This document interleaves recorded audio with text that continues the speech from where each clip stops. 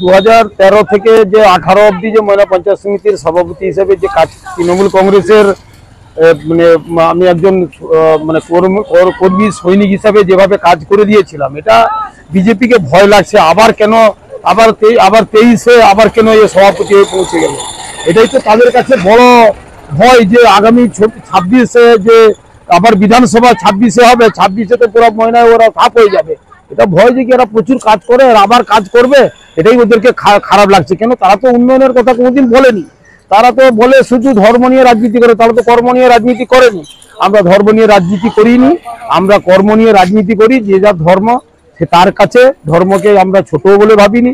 কিন্তু মানুষের যে রায়, সে রায়টা নিশ্চয়ই তাদেরকে আগামী 25শে মে যে তারা বুঝতে পেরে যাবে যে কি ভোটটা কোন জায়গায় আছে।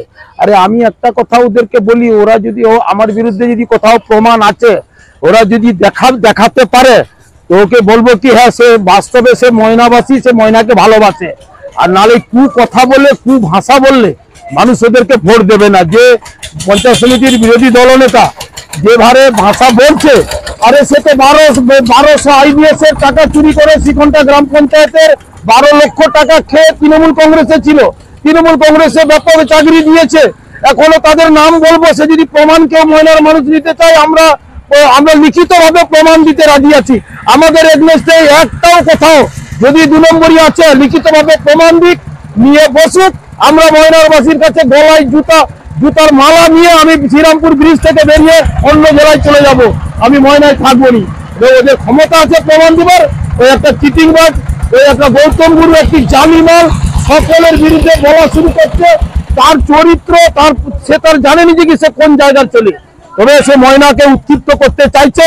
তৃণমূল কংগ্রেস মরে যায়নি, তৃণমূল কংগ্রেস বেঁচে আছে।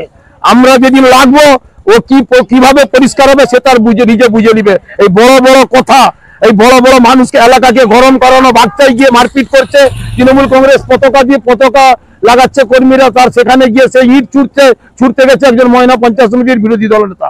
ও তো দালাল একজন, ও তো একজন চামচা। তার আবার আর কি আছে, তার কোয়ালিটি আছে না কোয়ান্টিটি আছে, তার তো কিছুই নেই। তার বিরুদ্ধে যতই তৃণমূল কংগ্রেস বলবে, ও তো তৃণমূল কংগ্রেস পিছিয়ে যাবে। ওই জন্য আমরা বেশি বলিনি। নিজের বাড়ি মানেই মাথার উপর নিশ্চিন্ত ছাদ। ছাদকে রক্ষা করুন রোদ বৃষ্টির যাবতীয় প্রকোপ থেকে।